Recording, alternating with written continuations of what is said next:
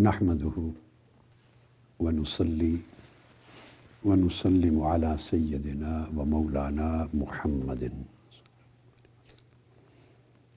رسوله النبي الأمين المكين الحنين الكريم الرؤوف الرحيم. أما بعد،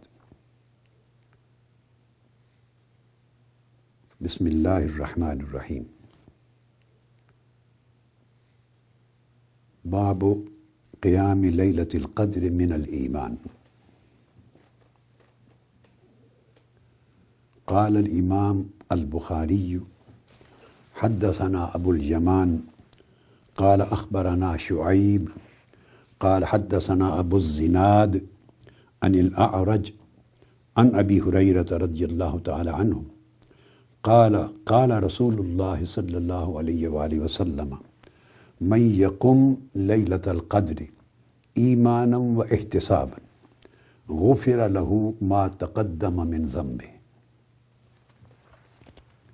معزز سامعین و ناظرین،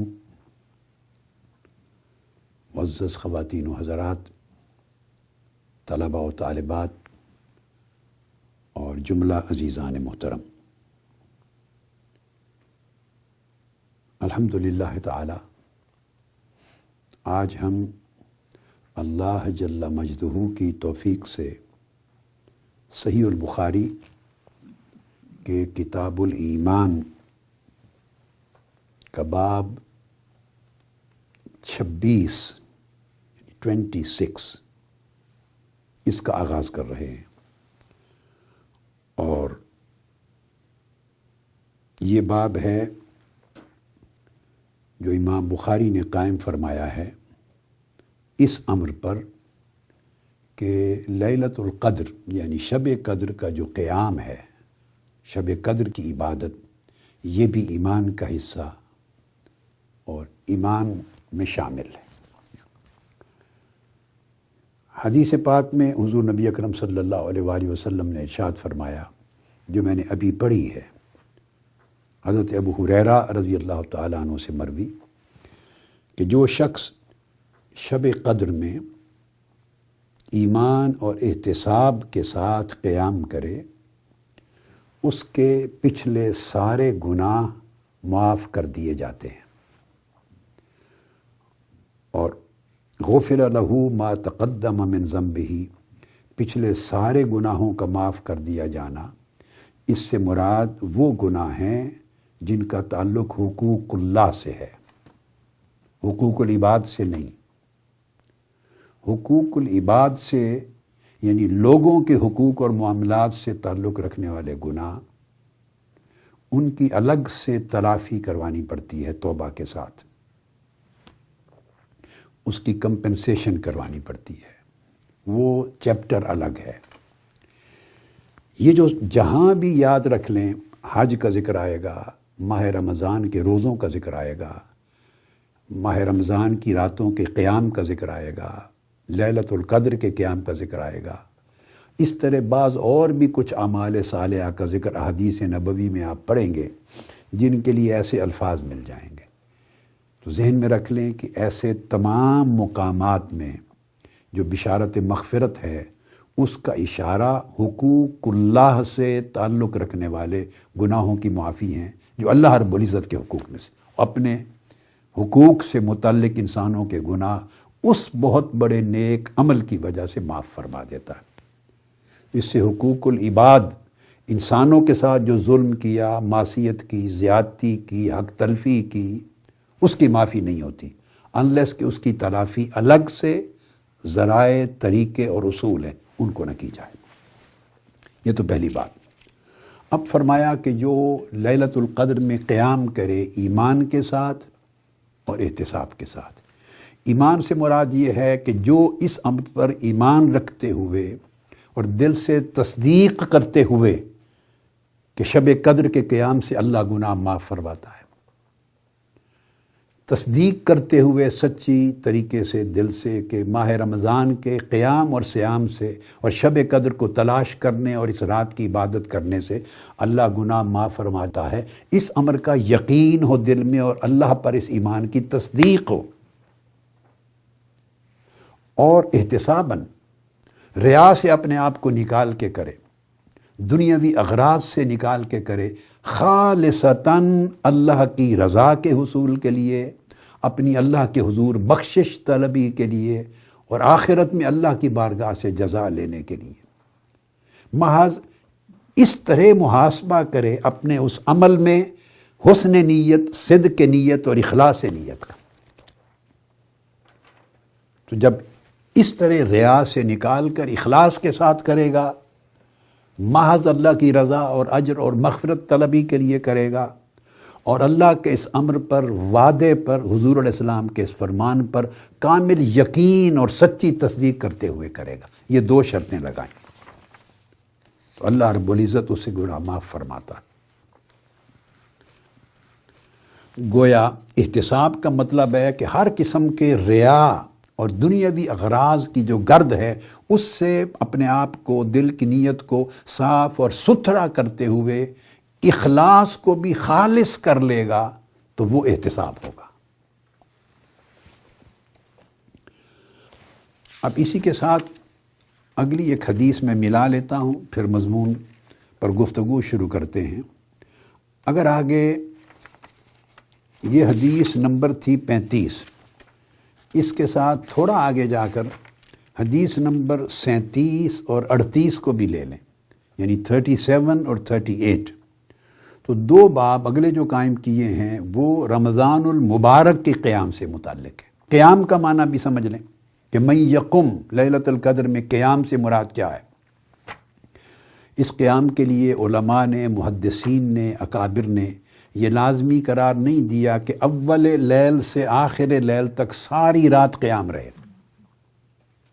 کچھ رات کا پہلا حصہ، کچھ رات کا آخری حصہ، وسط حصہ، رات کا کچھ حصہ پالے اللہ کی عبادت میں، طاعت میں، قیام میں، سجود میں، توبہ اور استغفار میں، تلاوت قرآن مجید میں اور اللہ کی طرف رجوع میں، عبادت میں پالے اور اللہ سے مانگے صدق اور اخلاص کے ساتھ، تو گویا رات کے ان اجزاء میں بھی قیام کر لینا وہ پوری لیلۃ القدر کے قیام میں شمار ہوتا ہے۔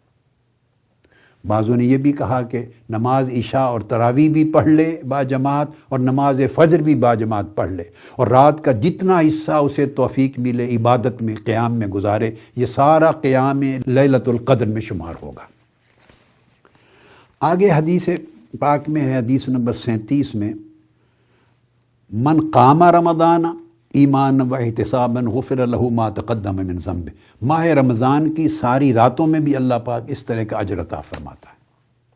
اب یہاں آگے ایک سوال پیدا ہوگا، میں وہ دونوں حدیثیں پڑھ لوں، پھر وہ سوال اٹھاتا ہوں اور اس کے جواب کی طرف آتے ہیں۔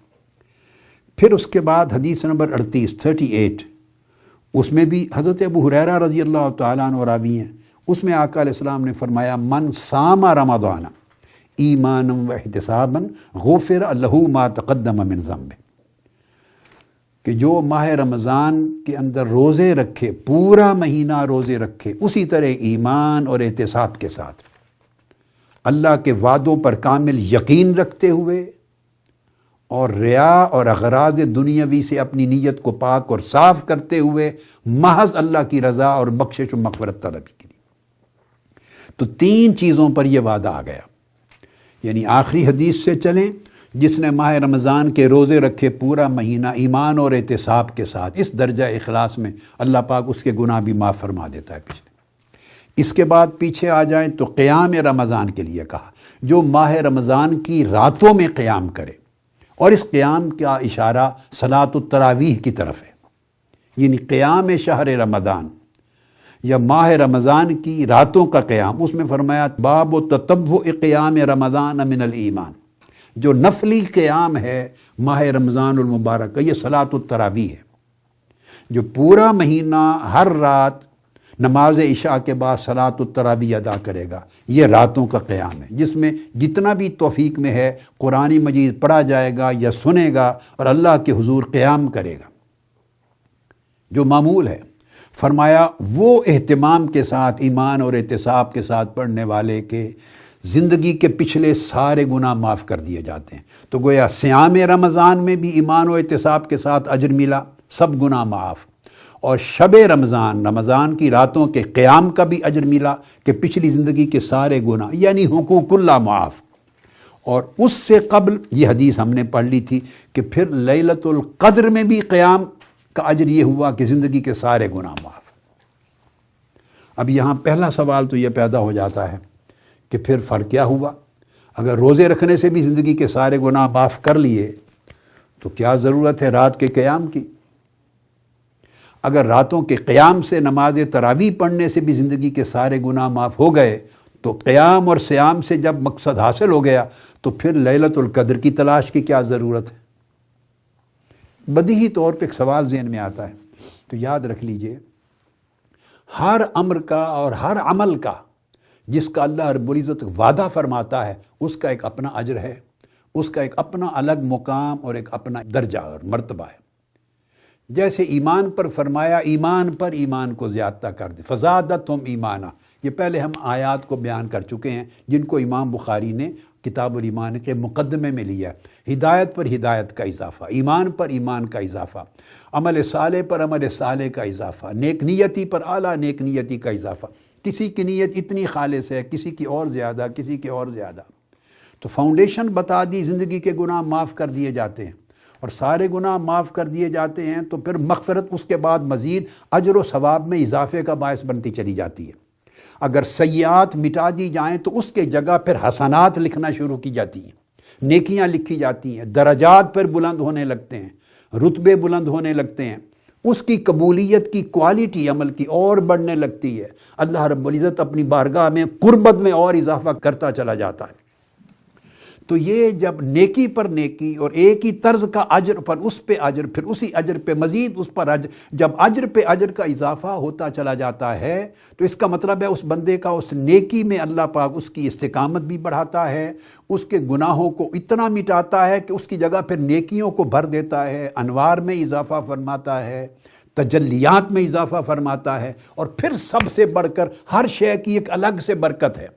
گناہ تو معاف ہوں گے مگر جو برکتیں روزوں کے ساتھ اللہ پاک نے جوڑ دی ہیں وہ صیام سے ملیں گی، اور جو خاص اجر اور اپنی رضا اور اپنی بارگاہ سے عطا ہونے والا کرم روزوں کے ساتھ جڑا ہوا ہے وہ روزوں سے ملے گا، جو رات کے قیام اور صلاۃ التراویح کے ساتھ جڑا ہوا ہے وہ اس کے ذریعے ملے گا، اور پھر اللہ پاک نے خصوصی خیر اور برکت اور فضیلت اور اجر اور عظمت جو شب قدر میں رکھی ہے، لیلۃ القدر میں، وہ اسی رات میں ملے گی، وہ باقی جگہوں سے نہیں ملے گی۔ تو اس طرح ان کی کمیت میں بھی اور ان کی کیفیت میں بھی اور ان کی کوانٹٹی میں بھی، کوالٹی میں بھی، ان کے رزلٹ میں بھی، کانسیکوینسز میں بھی اور بلیسنگز میں بھی اضافہ در اضافہ ہوتا چلا جاتا ہے۔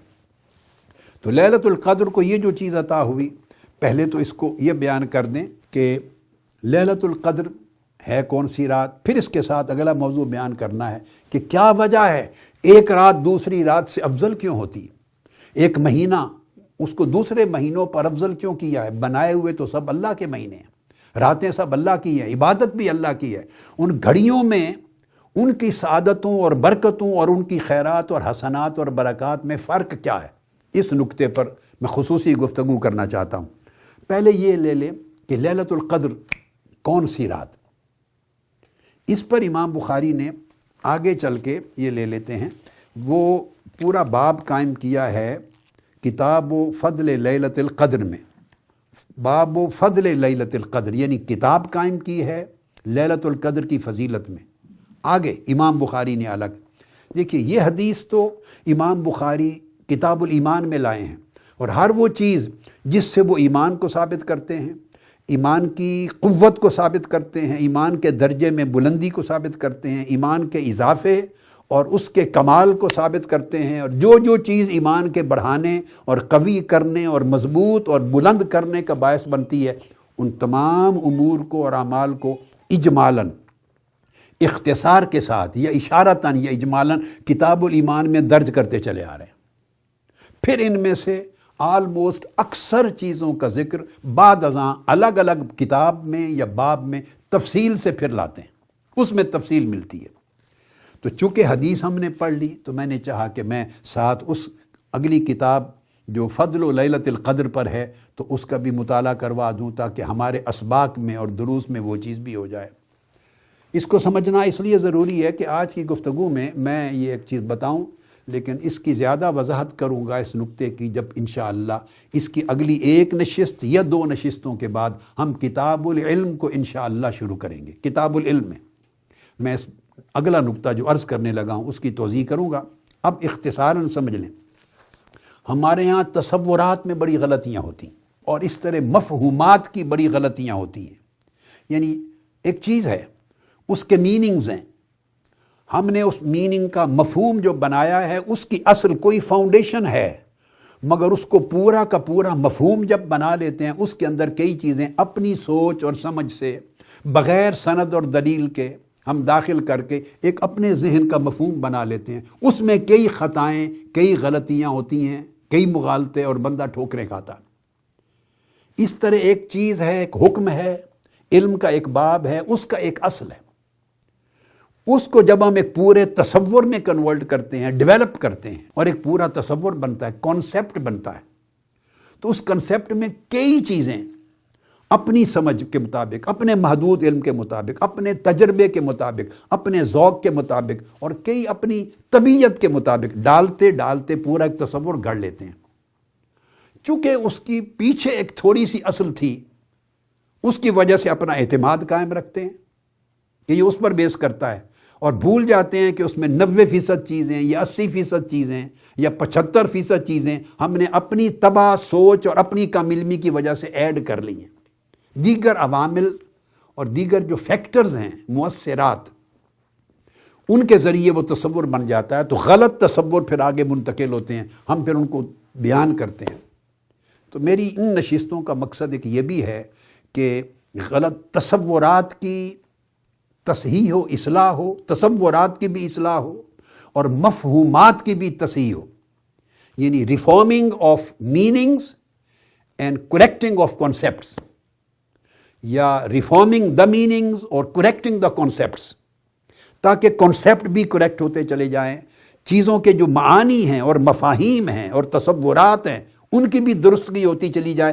کس طرح ہم ٹھوکر کھاتے ہیں، اس تفصیل پہ انشاءاللہ آگے کتاب العلم میں اس پر پوری گفتگو کروں گا، اور آج بھی انشاءاللہ یہ چیز کچھ تھوڑی سی آ جائے گی۔ تو امام بخاری نے قرآن مجید کی وہ پوری سورت کا ذکر کر دیا ہے، سورۃ القدر کا، انا انزلناہ فی لیلۃ القدر۔ یہ لیلۃ القدر کی خاص فضیلت کیوں ہے؟ اللہ رب العزت نے فرمایا سورۃ القدر میں 30ویں پارے میں کہ ہم نے اس قرآن کو لیلۃ القدر میں نازل کیا۔ گویا لیلۃ القدر کی فضیلت کا سبب واضح ہو گیا۔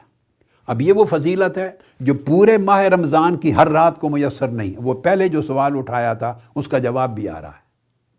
ماہ رمضان کی ہر رات کی اپنی فضیلت ہے، وہ دیگر تمام مہینوں کی راتوں سے افضل ہے۔ اس کی ہر رات وہ ماہ رمضان المبارک کی رات ہونے کی وجہ سے، پھر اس کے اندر کا قیام اور دن کا صیام، ان کی برکتیں اور فضیلتیں ہیں، مگر ان کے اندر ایک رات چھپائی گئی ہے جس کو لیلۃ القدر، بڑے عظیم شرف اور عظمت اور برکت اور بلندی والی رات، وہ جو رات ہے اس کو غیر معمولی فضیلت وہ کیوں دی گئی؟ فرمایا اللہ رب العزت نے کہ ہم نے اس شب قدر میں قرآن کو نازل فرمایا ہے۔ اب قرآن کو کیسے نازل فرمایا ہے؟ ہم یہ سمجھتے ہیں کہ قرآن تو لگ بھگ 23 برس میں 22 برس اور کئی مہینے اور کئی دن آقا علیہ السلام پر تھوڑا تھوڑا کر کے نازل ہوتا رہا۔ 13 برس کے قریب مکی زندگی تھی، 10 برس کے قریب مدنی زندگی تھی۔ تو یہاں فرمایا کہ شب قدر میں نازل کیا، اس کا مطلب یہ ہے، کتب میں آتا ہے احادیث کے اندر، یعنی سنن کبریٰ امام نسائی نے بھی اس کو بیان کیا صحابہ کرام سے، امام طبری نے بھی بیان کیا۔ لیلۃ القدر کے لیے عبداللہ ابن عباس رضی اللہ تعالیٰ عنہ سے مروی ہے کہ یہ وہ رات ہے لیلۃ القدر کہ اللہ رب العزت نے قرآن مجید اولاً لوح محفوظ پہ محفوظ فرمایا تھا، لوح محفوظ پر۔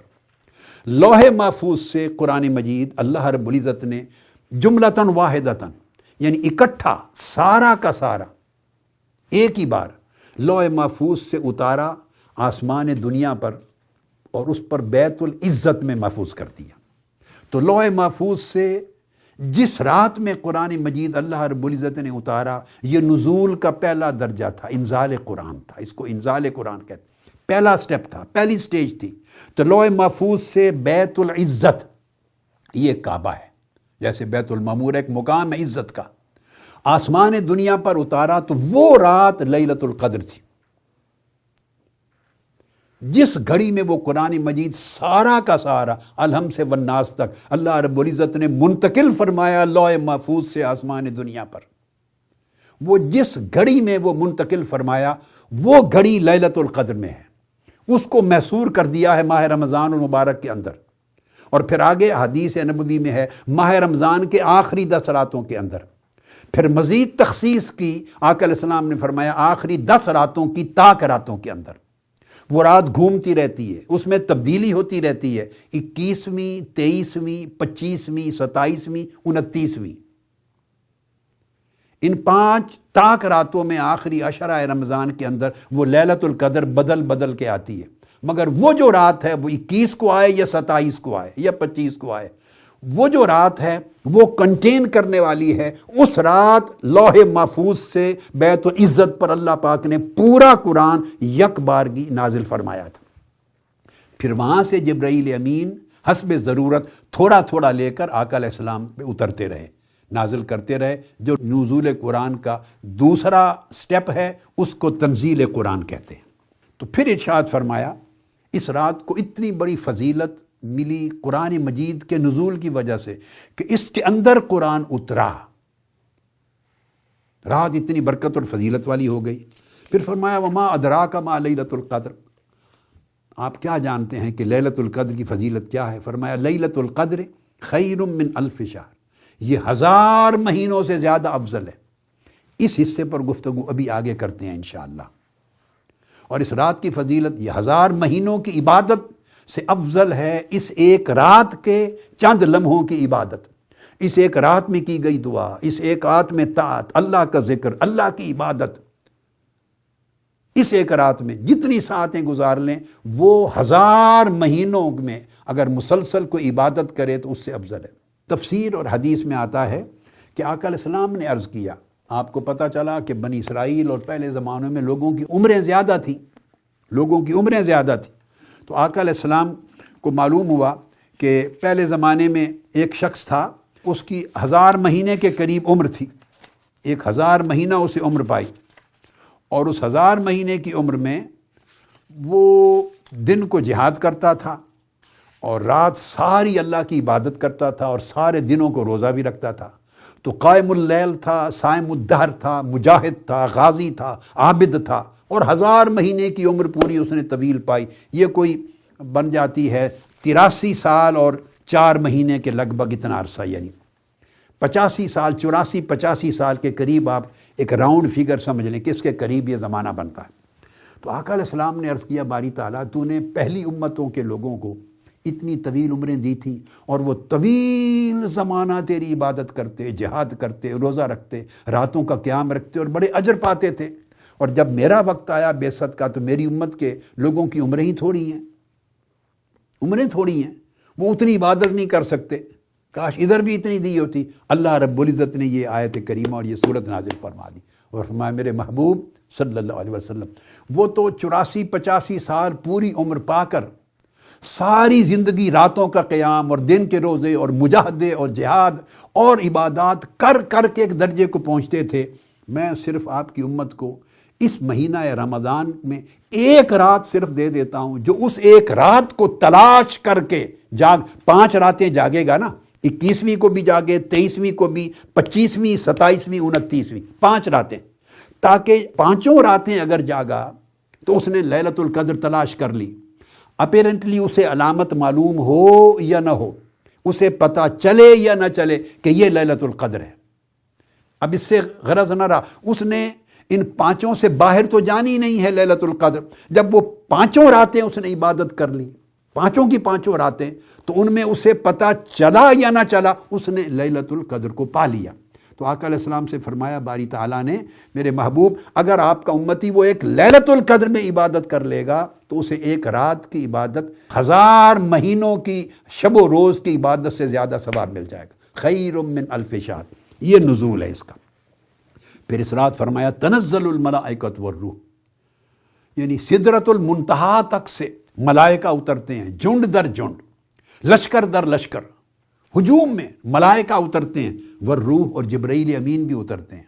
اللہ رب العزت کا حکم ہوتا ہے، وہ اس رات کو اترتے ہیں اور ہر خیر کا امر لے کر آتے ہیں، جو چیز مقدر ہوتی ہے اس کا امر لے کر آتے ہیں، اور اللہ کی طرف سے سلامتی لے کر آتے ہیں۔ ہر طرف سے سلامتی ملتی ہے مومن کو، طاعت گزار کو، عبادت گزار کو، اس شب کو جاگنے والے کو، اور یہ اس سلامتی کے پیغام اور قبولیت کے پیغام اللہ پاک کی بارگاہ سے ملائکہ کے ذریعے اس رات کی صبح تک جاری رہتے ہیں، فجر تک۔ یہ لیلۃ القدر کی وہ صورت ہے جس کا میں نے ذکر کیا۔ اب امام بخاری نے، جیسا کہ میں نے عرض کر دیا، انہوں نے آگے احادیث وارد کی ہیں، میں خلاصتاً بیان کر دیتا ہوں۔ حدیث نمبر 2015، اس سے قبل ہے حدیث نمبر 2014، اس کا مضمون وہی ہے جو ہم پہلے اپنی موجودہ پڑھی گئی حدیث نمبر 35 میں بیان کر چکے، اس کو دوبارہ ریپیٹ کیا۔ پھر اس کے بعد باب نمبر 2 کی، اس میں آقا علیہ السلام نے فرمایا کہ لیلۃ القدر کو آخری 7 راتوں میں تلاش کیا کرو، عنوان ہے۔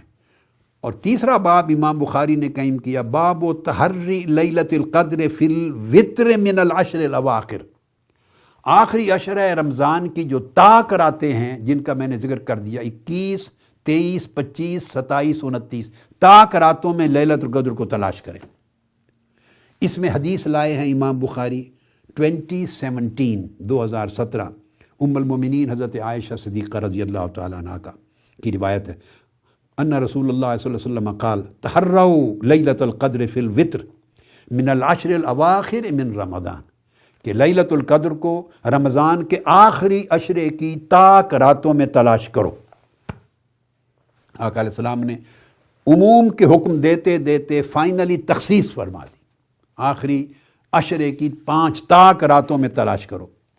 اور پھر آقا علیہ السلام نے، اس کی اگلی حدیث ہے ابو سعید خدری رضی اللہ تعالیٰ عنہ سے مروی، اس میں ارشاد فرمایا فابتغوها فی العشر الاواخر وابتغوها فی کل وتر، اس لیلۃ القدر کو آخری عشرے میں تلاش کرو اور خاص طور پر آخری عشرے کی ہر طاق رات میں تلاش کرو، طاق رات میں۔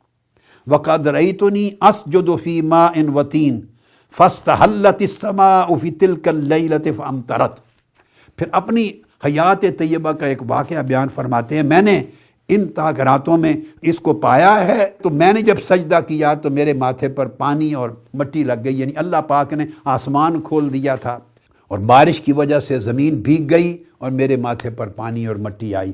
ایک اشارہ آقا علیہ السلام نے فرما دیا کہ طاق راتوں میں تلاش کرو، اور اکثر و بیشتر کیا ہوگا، جو رات لیلۃ القدر ہوگی ممکن ہے اس میں کچھ پھوار آئے، کچھ بارش کے قطرے بھی آئیں، یہ اشارہ دے دیا۔ پھر اگلی حدیث، اس میں حضرت عبادہ بن صامت رضی اللہ تعالیٰ عنہ سے مروی حدیث امام بخاری لائے ہیں۔ آپ فرماتے ہیں کہ اللہ رب العزت نے آپ پر آشکار کر دی، کہ یہ معین کر دی کہ یہ رات لیلۃ القدر ہے، اور آپ امت کو بتانے کے لیے باہر تشریف لائے، صحابہ کرام کو بتانے کے لیے تشریف لائے، بتانا چاہتے تھے کہ لیلۃ القدر پھر میری امت 5 راتوں میں بھی تلاش نہ کرے، ایک ہی متعین کر دوں۔ تو بتانے کے لیے تشریف لائے تو باہر 2 آدمی جھگڑ رہے تھے، فرمایا خرج النبی صلی اللہ علیہ وآلہ وسلم لیخبرنا بلیلۃ القدر فطلعها رجلان من المسلمین، نکلے تو 2 آدمی جھگڑ رہے تھے اور آپ ہمیں بتانے کے لیے باہر نکلے۔ فقال، آقا علیہ السلام نے پھر ہمیں فرمایا خرجت لأخبرکم بلیلۃ القدر، صحابہ سے فرمایا لوگو میں تمہیں لیلۃ القدر بالتعیین معین ایک رات بتانے کے لیے نکلا تھا۔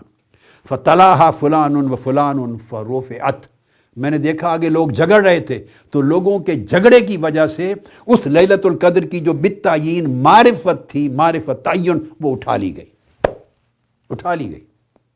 پھر میں نے نہیں بتایا، پھر اللہ کا امر نہیں ہوا کہ میں بتا دوں۔ وَعَسَىٰ أَن يَكُونَ خَيْرًا لَكُمْ، فرمایا اچھا ہوگا، اس میں اچھائی ہوگی، آپ کے لیے بہتری ہوگی۔ ایک رات اگر تم پر آشکار ہو جاتی تو تم سارا مہینہ غفلت کرتے اور صرف ایک ہی رات جاگتے۔ اب اللہ پاک چاہتا ہے کہ تم کم سے کم آخری عشرے کی طاق راتیں تو زیادہ جاگو، رمضان کی باقی راتوں کے مقابلے میں جو آخری 5 راتیں طاق آ جائیں ان میں تلاش کرو، محنت کرو، پھر اس کی قدر بھی ہوگی، پھر اس کا اجر بھی ہوگا۔ یہ حدیث یعنی صحیح بخاری کی میں نے کتاب الایمان سے اور پھر اس کے آگے باب لیلۃ القدر اور کتاب فضیلت لیلۃ القدر سے کر دی۔ اب یہ تو ہو گئی کہ 5 طاق راتیں ہیں، اس میں پھر تعیین بھی کی گئی ہے۔ صحابہ کرام نے جس نے لیلۃ القدر پائی اس نے اس کی علامتیں بیان کی اور اپنے اپنے تجربہ کی بنیاد پہ، معرفت کی بنیاد پہ تعیین بھی کر دی۔ امام شافعی کا رجحان 21ویں شب کی طرف زیادہ گیا، بہت سے صحابہ کرام جن کا رجحان 27ویں کی طرف گیا، کبھی کسی نے 25ویں کا بیان کیا۔ مصنف ابن ابی شیبہ میں حضرت ابو ذر غفاری رضی اللہ تعالیٰ عنہ بیان کرتے ہیں، ان سے پوچھا گیا لیلۃ القدر کون سی ہے؟ تو انہوں نے فرمایا کہ حضرت عمر فاروق رضی اللہ تعالیٰ عنہ اور حضرت حذیفہ رضی اللہ تعالیٰ عنہ اور ناس من اصحاب رسول اللہ اور کئی صحابہ کثرت کے ساتھ وہ اس امر میں شک بھی نہیں کرتے تھے کہ لیلۃ القدر 27ویں شب ہوتی۔ وہ اکثریت 27ویں شب کو لیلۃ القدر جانتے۔ کیسے؟ اکثر انہوں نے لیلۃ القدر کی علامتیں اور کیفیتیں 27ویں شب میں دیکھی ہوں گی۔ یہ مصنف ابن ابی شیبہ کی حدیث ہے جو میں نے آپ کو کوٹ کر دی۔ تو اسی طرح امام احمد بن حنبل نے صحیح روایت کے ساتھ، امام مسلم نے، امام ابو داؤد نے، امام ترمذی نے حضرت بن حبیش سے روایت کی ہے۔ انہوں نے حضرت ابی بن کعب رضی اللہ تعالیٰ عنہ سے پوچھا کہ لیلۃ القدر کی تعیین کیا ہے؟ آپ نے فرمایا انہا لیلۃ 27، وہ 27ویں شب رمضان ہے۔ اب کثرت کے ساتھ بہت سے صحابہ سے اور اولیاء سے 27ویں شب رمضان کا ذکر آتا ہے، اور عام طور پہ ختم قرآن کے لیے 27ویں شب رمضان جو ہے وہ، اور لیلۃ القدر کے طور پہ امت کے باقی بلاد میں، عالم اسلام کے اکثر شہروں میں اس کو بالتعیین کیا بھی جاتا ہے۔ ذہن میں رکھ لیں کہ یہ قطعیت نہیں ہے، ایسا نہیں کہ صرف 27ویں شب ہی لیلۃ القدر ہے، نہیں، مدار ہوگا کہ شب قدر آخری عشرہ کی 5 طاق راتوں میں گھومتی ہے، 21، 23، 25، 27 اور 29، 5 میں بدل کے آتی ہے، یہ قطعی امر ہے۔ اب اکثر جو اقوال 27ویں کے لیے آتے ہیں، اس سے یہ ہے ممکن ہے کثرت کے ساتھ بدل کے جو آتی ہے تو 27ویں میں کثرت کے ساتھ آتی ہوگی۔ یہ صحابہ کرام، تابعین اور بہت سے بزرگوں کے اقوال جو 27 پہ مرکوز ہوتے ہیں، اس کا معنی یہ ہے کہ ممکن ہے کثرت سے 27ویں شب آتی ہے۔ اگر آپ اسی کو بالالتزام کرتے رہیں تو اس سال نہیں تو اگلے سال، اگلے نہیں تو اگلے سال جلد ہی پا لیں گے۔ اور اگر اس آخری عشرہ میں 5 راتوں کا التزام کریں جاگنے کا، پھر آپ کسی ایک سال بھی مس نہیں کریں گے، ہر سال پا لیں گے، ہر سال پا لیں گے۔ بعضوں نے اجتہاداً قیاس آرائی بھی کی ہے، وہ یہاں بھی استنباط کرتے ہیں کہ لیلۃ القدر کا لفظ سورۃ القدر میں 3 بار آیا ہے، 3 بار، اور لیلۃ القدر کے لفظ میں 9 حرف ہیں ٹوٹل، تو 3 بار اللہ نے ریپیٹ کیا، تو یہ 9 بار جب آیا ہے تو یہ 27 کا عدد بنتا ہے۔ گویا اشارتاً اللہ رب العزت نے ادھر متوجہ کر دیا کہ 27ویں شب ہوگی۔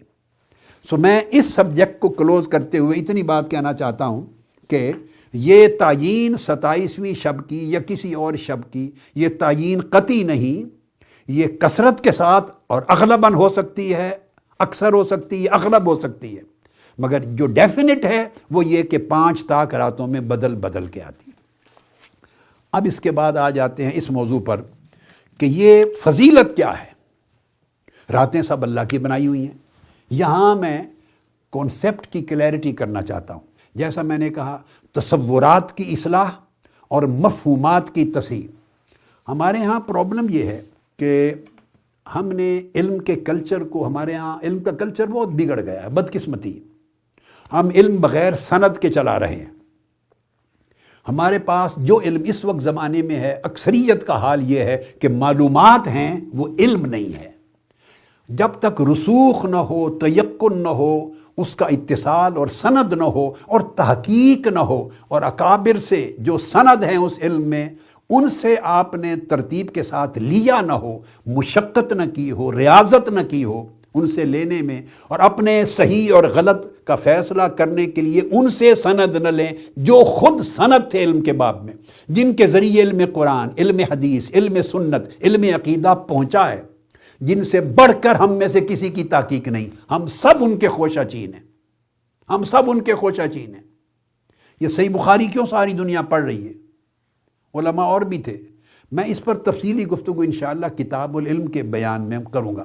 سمجھانا یہ چاہتا ہوں، امام بخاری کو کیوں لیتے ہیں؟ وہ کہ سند ہیں. امام مسلم کو کیوں لیتے ہیں؟ سند ہیں. امام ابو حنیفہ کو کیوں لیا؟ انہوں نے دین کو مرتب کیا، سند ہو گئے. امام مالک سند ہو گئے، امام شافعی سند ہو گئے، امام احمد بن حنبل سند ہو گئے، محدثین سند ہو گئے، فقہاء سند ہو گئے. پھر جب روایات آ گئیں، احادیث آ گئی، تو ان کے معانی کا بیان، اس کے لیے بھی سند چاہیے. ایک سند ہے ٹیکسٹ کے نسلاً بعد نسلاً منتقل ہونے کی، ٹیکسٹ، متون، نص. ایک ہے اس نص کا معنی، اس کے میننگز، اس کے مفاہیم، اس سے اخذ ہونے والے احکام اور اس سے نکالے جانے والے تصورات اور مفہومات. ایک وہ ایسپیکٹ ہے، اس کے لیے بھی سند چاہیے. اس سے ایک دائرہ ہے، اخلاقی اصلاح کی بات ہو، عمومی ہیومن رائٹس کی بات ہو، بھلائی کی بات ہو، خیر کی بات ہو، لوگوں کے اعمال احوال اخلاق کی اصلاح کی بات ہو جو آسانی سے سمجھ آتی ہے، وہ آپ قرآن مجید کی نص حدیث پاک سے ڈائریکٹلی بیان کرتے چلے جائیں، جس میں کسی گمراہی کا، غلط رائے قائم کرنے کا، غلط تصور، غلط مفہوم کا امکان اور شائبہ نہیں ہوتا. وہاں تک درست ہے، اس کے لیے آسان ہے. مگر جہاں ایسا امر آ جائے گا جہاں آپ نے ایک عقیدے کی بنیاد رکھنی ہے، ایک تصور قائم کرنا ہے، ایک مفہوم وضع کرنا ہے، ایک حکم وضع کرنا ہے، مفہوم شرعی ہے یا اس کی اہمیت اعتقادی ہے یا اس کی اہمیت فقہی ہے یا حکمی ہے یا نظری ہے، اور اس کے ساتھ پھر لوگوں کا ایک دینی مزاج بننا ہے. جب اس کے معانی، مفہومات، تصورات پر بات آئے تو ان کے لیے بھی سند چاہیے. وہ لوگ جو عرب تھے اور ائمہ محدثین تھے جن کی اپنی زبان عربی تھی، قرآن اور حدیث کی لینگویج تھی، وہ از خود معنی متعین نہیں کرتے تھے ایسے امور میں، کیونکہ اس سے دین پر بڑا ظلم ہو جائے گا. ہر شخص کی سمجھ میں جو چیز آئے گی وہ بیان کرنے لگ جائے گا. ایک ایک لفظ کے 10 معانی ہیں، کئی اطلاقات ہیں.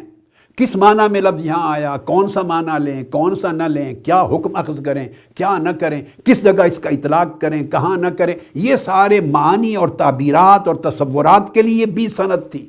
تو وہ اکابر سے لیتے تھے. اگر حدیث کا معاملہ آتا تو آج کے دن تک بھی ہم حافظ ابن حجر اسقلانی سے لیں گے. میں نے پھر عرض کر دیا، آسان چیزوں میں حرج نہیں ہے، بالکل آسان، اخلاقیات کی، اصلاحیات کی، انسانیات کی، عام چیزوں میں کوئی پرابلم نہیں، وہ آسان ہے. مگر جہاں احکام آ جائیں، عقائد آ جائیں، اصول آ جائیں، ضوابط آ جائیں، نظریات آ جائیں، معتقدات آ جائیں، تصورات اور مفہومات شرعیہ آ جائیں، وہاں اگر حدیث کی ہوگی تو ابن حجر اسقلانی کی قید میں چلے جائیں گے، انہوں نے کیا کیا معنی لیے. امام عینی کی تحقیق کیا کیا لی، اس پہ چلے جائیں گے. امام قسطلانی پہ چلے جائیں گے، انہوں نے کیا کیا لیا. امام کرمانی پہ جائیں گے، انہوں نے کیا کیا کیا. الغرض ہم پھر یکے بعد دیگرے ائمہ کی شروع کا مطالعہ کریں گے. قاضی ایاز پر جائیں گے کہ انہوں نے مسلم میں کیا کیا. امام نووی کی طرف جائیں گے، کیا کہا. امام جلال الدین سیوطی کی سے پوچھیں گے، انہوں نے کیا کیا معانی متعین کیے. یعنی ہم اپنے اوپر بیریئرز لگائیں گے، چونکہ یہ جو ائمہ تھے اجل، یہ سند تھے حدیث کے علم پر، ان کے پاس اصول تھے، فروع تھے، قواعد تھے، نظریات تھے، تحقیق تھی، سمندر تھے. جب ان کا زمانہ آیا، انہوں نے بھی اٹھا کر خلا سے اپنی مرضی کے مطابق معانی بیان نہیں کر دیے. امام ابن حجر اسقلانی جیسی ہستیاں اور امام عینی اور قسطلانی اور امام سیوطی اور علامہ ابن تیمیہ اور علامہ ابن القیم، آپ جدھر بھی چلے جائیں، قاضی ایاز اور امام نووی، انہوں نے بھی معنی از خود، چونکہ عرب ہے ان کی زبان عربی، تو از خود متعین کر کے نہیں لوگوں کو پہنچا دیے. نہیں، آپ اٹھائیں ان کی تمام کتب، فتح الباری کو اٹھائیں، ارشاد الساری کو اٹھائیں، عمدۃ القاری کو اٹھائیں، تمام کتب اٹھاتے جائیں. وہ بھی جب معنی لاتے ہیں تو کہتے ہیں ابن بطال نے یہ کہا. وہ لائیں گے، کہیں گے امام کرمانی نے یہ کہا. وہ جب لائیں گے تو اپنے پہلے جو ان کے ائمہ ہو گزرے، امام خطابی نے یہ کہا، یعنی ان سے پہلے جو ائمہ تھے ان سے سند لیں گے. امام ابو الحسن اشعری نے یہ کہا، امام ماتریدی نے یہ کہا، امام نصفی نے یہ کہا. جس فن کی بات کریں گے اس فن کے ائمہ کی بات کوٹ کر کے اس کے دائرے میں آئیں گے. امام آجری نے یہ کہا، امام لالکائی نے یہ کہا. اوپر جائیں گے تو مجاہد نے یہ کہا، اکرمہ نے یہ کہا، یعنی جاتے جاتے تابعین تک چلے جائیں گے، جب وہ بات کریں گے تو صحابہ کو کوٹ کریں گے، اور تبع تابعی کوٹ کرے گا تو تابعی سے لے گا سند، اس کے بعد سلف صالحین ان سے سند لیں گے، مفسرین ان سے سند لیں گے، ائمہ تفسیر سے، محدثین، ائمہ حدیث کے، فقہا جب بات کریں گے، امام مالکی، حنفی، شافعی، اور ائمہ کی بات کو اصول اور سند بنا کے آگے چلیں گے۔ یعنی علم بیریئرز کے ساتھ چلا ہے، جہاں شرعیات آتی ہیں، تصورات اور مفہومات آتے ہیں۔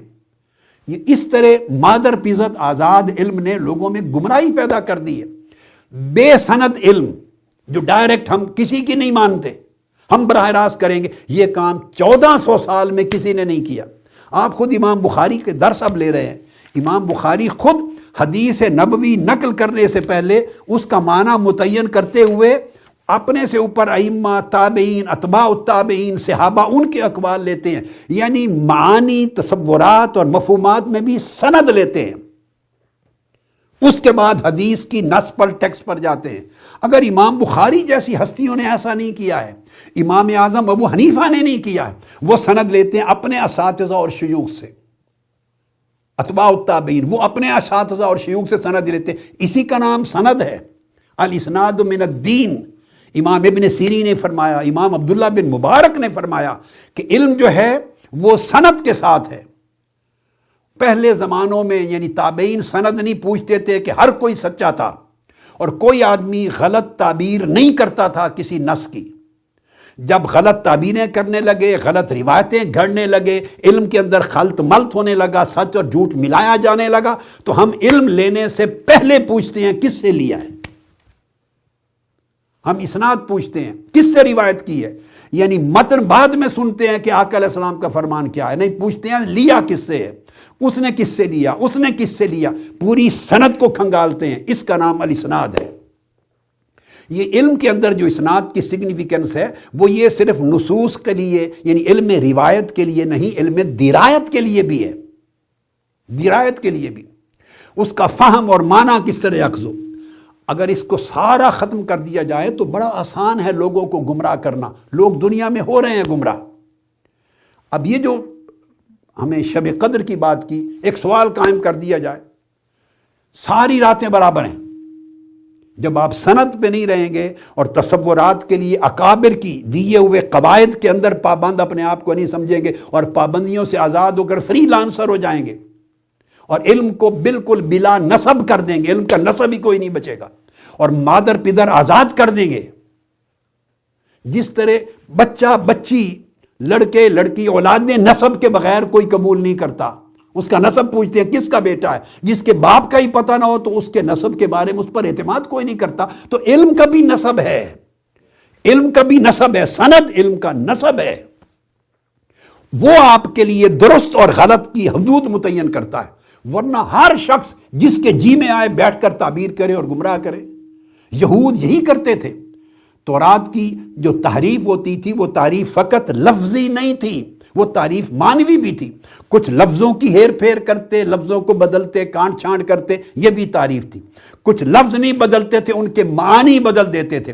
تو معنی تو بندہ اپنے دماغ سے ہی بدلتا ہے نا، الفاظ وہی ہیں، اس سے یہ مراد ہے، میں اسے یہ سمجھاؤں، میں اسے یہ سمجھاؤں۔ تو دین اور شریعت کی حفاظت اس میں ہوئی ہے کہ ہر شخص کو میں یہ سمجھتا ہوں، میں یہ سمجھتا ہوں، یہ کھلی چھٹی نہیں دی، اس علم کا نسب رکھا ہے۔ آپ یوں سمجھتے ہیں، نہیں امام اسقلانی نے کیا سمجھا، امام ابو حنیفہ نے کیا سمجھا، امام سیوطی نے کیا سمجھا، امام قسطلانی نے کیا سمجھا، یعنی ائمہ کی جو سند ہے انہوں نے کیا کیا فہم لیا اور کیا نہیں لیا، تو حدود متعین کی۔ اب یہ بات میں نے کیوں کی، یہ جو پورا ایک یہ سمجھیں تمہید کی ہے اس پورے تصور کی، وہ یہ کئی تصورات ایسے ہوتے ہیں جو بڑے اپیلنگ ہیں، اچھے ہیں، اپیلنگ تصورات کو آپ نعرہ بنا دیں چلا کے اور اس کا غلط اپلیکیشن شروع کر دیں تو دین میں بالکل ستیہ ناس کر دیتا ہے انسان، جو چاہے لوگوں کو گمراہ کر دے۔ مثلا کوئی کہہ دے کہ کیا فضی سب برابر ہیں، حضور نے فرمایا کسی عربی کو اجمی پر اور اجمی کو عربی پر اور گورے کو سرخ پر، سرخ کو گورے پر، سیاہ کو سفید پر، سفید کو سیاہ پر کوئی فضیلت نہیں، لا فضل عربی، ایک حدیث پڑھ لی ہے تو حدیث کی بات۔ اب دیکھنا یہ ہے کہ جو آپ نے پڑھ لی اس کا اطلاق جو کر رہے ہیں کیا وہ بھی صحیح ہے؟ اطلاق غلط ہے۔ یعنی ایک اصل بندہ صحیح پکڑتا ہے اور اس کا 10 جگہ 100 جگہ اطلاق غلط کر دیتا ہے. اصل ٹھیک ہے یعنی کوٹ وہ کریں گے، اطلاق غلط ہے، علم سارا ستیہ ناس ہو جائے گا، گمراہی پیدا ہوگی. اسی طرح خیال آئے گا یہ رات کی فضیلت کیوں، ساری راتیں سارے مہینے اللہ کے ہیں، سارے وقت اللہ کے ہیں.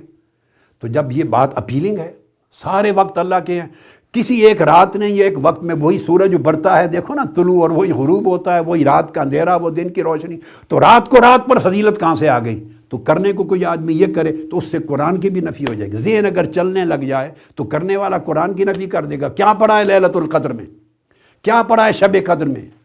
ساری راتیں برابر ہیں، جہاں جی چاہے اللہ سے مانگو، مدد طلب کرو، دعا کرو، برکت ہوگی. تو فضیلتیں ختم ہو گئیں. سب انسان برابر ہیں، کسی کو کسی پر فضیلت نہیں. اگر اس کا اطلاق اپنے مادر پدر آزاد بلا نسب علم کے ساتھ کر دیں تو پھر ساری فضیلتوں کی درجہ بندی قرآن و سنت کی بھی بندہ انکار کر دے گا، ایک گمراہی پیدا ہوگی. اچھا ساری جگہیں برابر ہیں، یہ جو برابری کا تصور ہے اس کو اگر اس طرح ٹھوکنے لگ جائیں تو ہر فضیلت اور درجہ بندی کا نظام تباہ ہو جائے. سب جگہیں برابر ہیں، کیا فضیلت ہے، کیا امتیاز ہے، اگر اس طرح کرے تو سارا نظام ختم ہو جاتا ہے. یہ ساری پابندیاں کیسے لگتی ہیں؟ جب آپ علم کو نسب اور سند کے ساتھ لیتے ہیں اور مادر پدر آزاد نہیں کرتے. اب میں یہ لیلۃ القدر کا باب اس حصے میں آتا ہے جس کی وجہ سے میں نے پورا کنسیپٹ کلیئر کرنے کی کوشش کی. اب ذرا اس پر آ جائیے. فضیلت مکانی بھی ہوتی ہے، زمانی بھی ہوتی ہے، شخصی بھی ہوتی ہے، عمل اور حال سے ریلیٹڈ بھی ہوتی ہے، نیت اور اخلاص سے ریلیٹڈ بھی ہوتی ہے. یعنی جو فضیلت ہے یہ جگہ کے بدلنے سے، انسان کے بدلنے سے، اب یہ سمجھنے والی بات ہے. میں نے پوری تمہید کو ذہن میں رکھ لیں، میں نے کیوں کہ اب جا کے آپ کو تصور سمجھ میں آ جائے گا. جگہ کے بدلنے سے، انسان کے قلب کی حالت کے بدلنے سے فضیلت اور درجہ بھی بدلتا چلا جاتا. اب سمپلی مکانی فضیلت کو لے لیتے ہیں. آپ کہہ سکتے ہیں یعنی اگر مادر پدر آزاد اور بے نسب علم ہو تو وہ یہ کہے گا کہ کسی جگہ کو کیا، سب جگہیں اللہ کی ہیں. اپیلنگ بات ہے، تو لوگ گمراہ بھی ہو سکتے ہیں، مگر ان سب جگہوں کو بنانے والے رب نے ایسا نہیں کیا. مسجد حرام میں کعبۃ اللہ میں جا کے نماز پڑھیں تو 1,00,000 نمازوں کا اجر ہے. نماز وہی ہے، یہ 4 فرض ہیں یا 2 فرض ہیں، ایک وقت کی نماز وہی نماز ہے، وہی رب ہے. بندہ بھی وہی ہے، جو لاہور سے گیا ہے، جو لندن سے گیا ہے، جو راولپنڈی سے گیا ہے، جو امریکہ سے گیا ہے، بندہ بھی وہی ہے، رب بھی وہی ہے. نماز بھی وہی ہے، ظہر کی وقت بھی وہی ہے، رکعتیں بھی اتنی ہیں. یہاں پڑھی تھی ایک نماز تھی، اس حرم کعبہ میں جا کے پڑھی 1,00,000 نمازوں کا اجر ہو گیا. جگہ بدلی تو فضیلت کا زمین سے آسمان تک فرق آ گیا. مسجد نبوی میں جا کے پڑھی 50,000 نمازوں کا اجر مل گیا روضہ رسول پر صلی اللہ علیہ وسلم پر. باقی سب کچھ وہی ہے، کیا بدلی؟ صرف جگہ بدلی.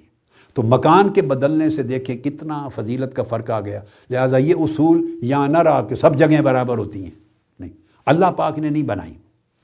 جو اللہ مقرر کر دے اور اللہ کا رسول مقرر کر دے وہ شرعیات میں آ جاتا ہے، اس میں کمی بیشی آپ اور میں نہیں کر سکتے، یا وہ احکام آپ اور میں کسی اور جگہ پہ اطلاق نہیں کر سکتے، وہ شرعیات ہیں. مگر اس سے ایک اصول وضع ہو جاتا ہے، اصول اخذ ہوتا ہے. تو وہاں 50,000 نمازیں. اور یہ جو دونوں فضیلتیں ہیں مکہ اور مدینہ کی، دونوں حرمین کی، یہ فضیلتیں آقا علیہ السلام کی وجہ سے. اب یہ فضیلتیں جو حرمین کو ملی اس کی نسبت ایک شخص سے ہے، رسول اللہ صلی اللہ علیہ وآلہ وسلم، خاتم النبیین، سید الرسول، اللہ کے حبیب صلی اللہ تعالیٰ علیہ وآلہ وسلم، ان کی ذات کی وجہ سے ہے. مکہ میں پیدا ہوئے، مکہ میں رہے. قرآن مجید نے کہا اعوذ باللہ من الشیطان الرجیم لا اقسم بہذا البلد وانت حل بہذا البلد ووالد وما ولد. میں اس شہر مکہ کی قسم اس لیے کھاتا ہوں میرے محبوب کہ آپ اس شہر کے رہنے والے ہیں، آپ اس شہر میں پھرتے تھے. تو حضور کے قیام اور سکونت کی وجہ سے مکہ شہر کی قسم کھائی. مدینہ طیبہ آقا علیہ السلام نے فرمایا مکہ کو حرم ابراہیم نے بنایا تھا علیہ السلام، اور مدینہ کو حرم میں بناتا ہوں. تو آقا علیہ السلام نے، اللہ کے نبی نے حرم بنا دیا. اب وہ احکام بن گئے ان شہروں سے ریلیٹڈ جو دنیا کے باقی شہروں پر اپلائی نہیں ہوتے. تو دیکھا شخصیت کی نسبت سے احکام متعین ہوئے جو اللہ کے نبی اور رسول ہیں، اور چونکہ انہوں نے کیے وہ شریعت بن گئی، فضیلت مختلف ہو گئی. تیسری آقا علیہ السلام نے فرمائی مسجد اقصیٰ ہے، وہاں نماز پڑھنے کا اجر اتنا زیادہ ہے. اس کے بعد پھر آپ اپنے محلے میں نماز پڑھتے ہیں، اس مسجد کا اجر اور ہے، اور ایک بڑی جامع مسجد میں پڑھتے ہیں تو اس کا اجر اور ہے. تو دیکھیے مسجدیں ہیں آپ ہی کے شہر میں مگر ان کے اجر بڑھ گئے. وہ بڑی جامع مسجد نماز جمعہ ہوتی ہے اس کا اجر بڑھ جاتا ہے. عام محلے کی چھوٹی مسجد جہاں پنجگانہ نماز اجر اور ہے. پھر مسجد میں پڑھتے ہیں اجر اور ہے، اور گھر میں پڑھتے ہیں تو اجر 25 گنا صرف گھر سے نکل کے مسجد میں آنے سے. مسجد بنائی تو آپ نہیں ہے نا، اینٹیں رکھی، گارہ لیا، آپ نے گھر بھی بنایا اور آپ ہی نے مسجد بنوائی، مگر اس کا نام چونکہ اللہ کے گھر کا رکھ دیا. یہ مسجد ہے، صرف نام اللہ کے گھر کا رکھے جانے کے باعث نماز وہی آپ گھر پڑھ رہے تھے اور وہ یہاں آ کے پڑھی، 25 گنا اس کا اضافہ ہو گیا اجر کا. تو جگہ کے بدلنے سے آپ نے دیکھا کہ اجر بڑھتے چلے گئے. جگہ کے بدلنے سے اجر بڑھ گئے، اور جگہوں کا کسی نسبت کی وجہ سے مبارک ہو جانا اور زیادہ برکت اور اجر کا باعث ہو جانا، یہ پھر اصلاً قرآن و سنت سے ثابت ہے. اب قرآن مجید کی طرف آ جائیے تو ساری جگہیں آپ دیکھتے آئیں گے برابر نہیں رہیں گی. جس کو اللہ کے کسی محبوب و مقرب بندے سے نسبت ملی یا بندوں سے نسبت ملی، وہ جگہ باقی جگہوں سے زیادہ برتر ہوتی چلی گئی. یہی اصول پھر باقی چیزوں پر آگے آئے گا. قرآن مجید میں آقا علیہ السلام کے معراج کا ذکر ہے. اعوذ باللہ من الشیطان الرجیم. سبحان الذی اسری بعبدہ لیلا من المسجد الحرام الی المسجد الاقصی. مسجد حرام سے مسجد اقصی تک سیر کا ذکر آیا. پھر فرمایا الذی بارکنا حولہ. مسجد اقصی کیا ہے؟ جس کے ارد گرد کے ماحول کو ہم نے برکتیں دے دیں، مبارک کر دیا. تو آپ نے دیکھا مسجد اقصی اٹ سیلف تو برکت والی ہے ہی، اللہ کا گھر ہے، مگر اس جگہ فرمایا الذی بارکنا حولہ، جس کے ارد گرد کے شہروں کو، سراؤنڈنگ ایریاز کو ہم نے مبارک بنا دیا. اب وہ جو سراؤنڈنگ ایریاز مبارک ہیں اس سے آپ 100 میل باہر چلے جائیں، وہ مبارک ہیں، وہ اس طرح مبارک نہیں رہیں گے. تو القدس مسجد اقصی کے ارد گرد سراؤنڈنگ ایریاز کو مبارک کر دیا اللہ پاک نے. تو وہ خطہ زمین یا خطہ ہائے زمین، زمین کے باقی خطوں سے زیادہ بزرگی والے ہو گئے.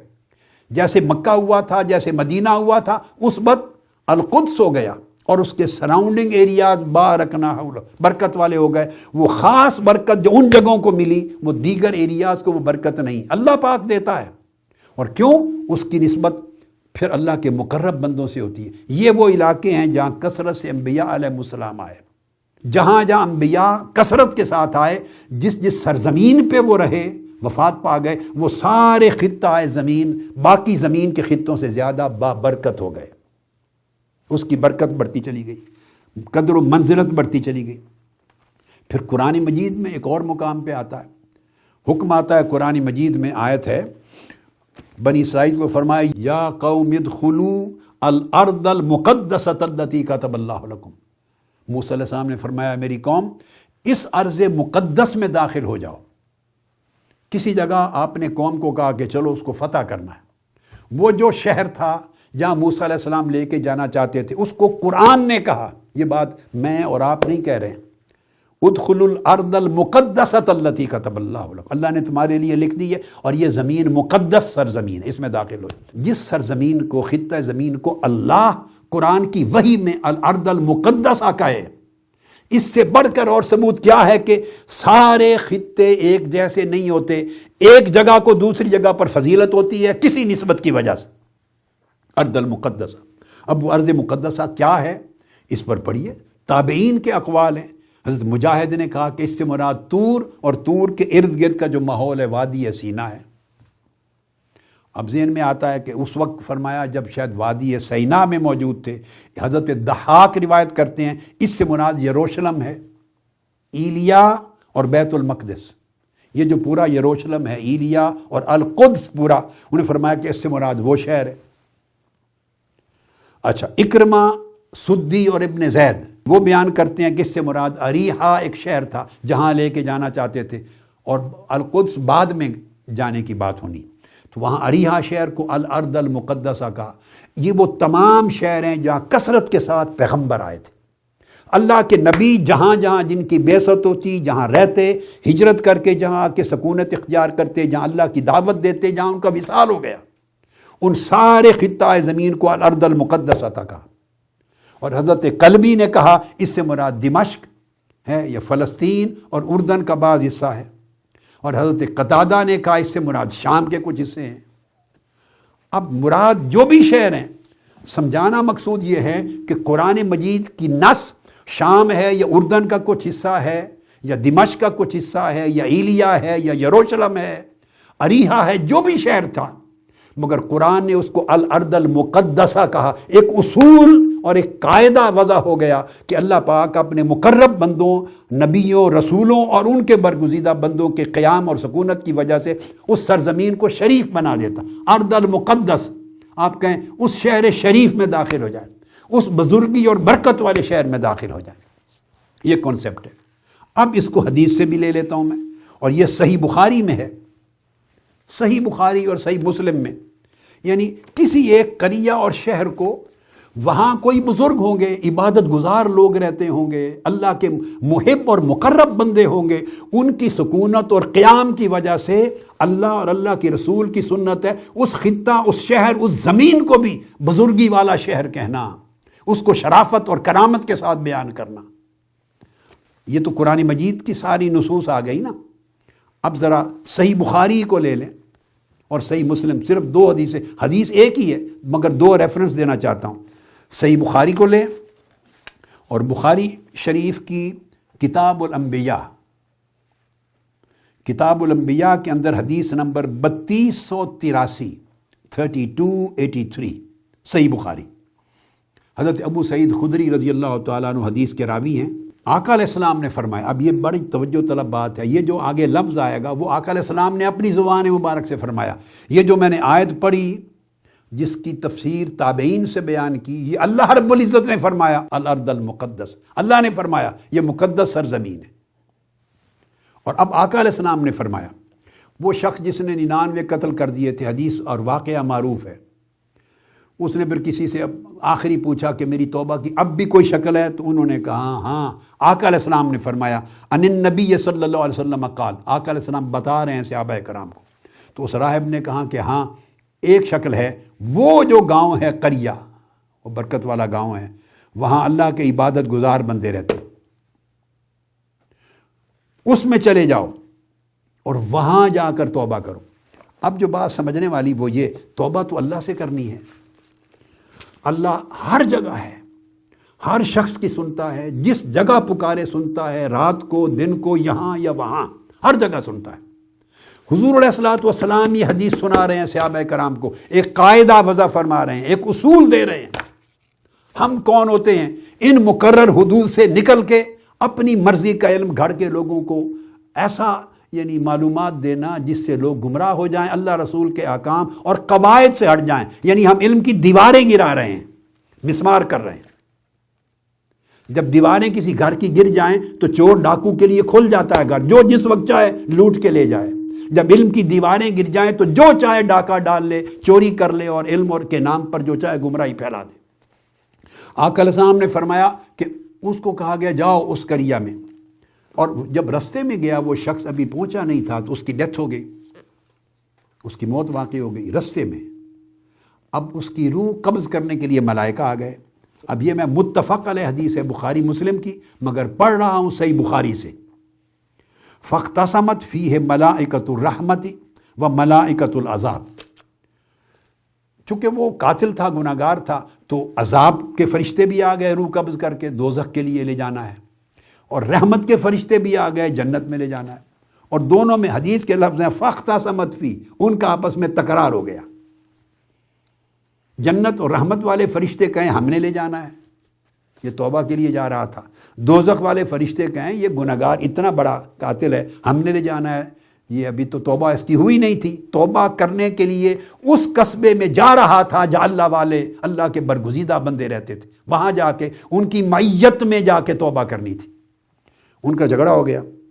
فَأَوْحَى اللَّهُ إِلَىٰ هَٰذِهِ أَن تَقَرَّبِي، ان کی سیٹلمنٹ یہ ہوئی دونوں فرشتوں کی کہ چلو فاصلہ ناپ لیتے ہیں، یہ اپنے گاؤں سے زیادہ قریب ہے یا اللہ والے برگزیدہ بندوں کے گاؤں جدھر جا رہا تھا اس کے زیادہ قریب ہے، جدھر کا فاصلہ کم ہوگا ادھر ہی کے فرشتے لے جائیں، رحمت والے یا عذاب والے کون سے، تو ناپا۔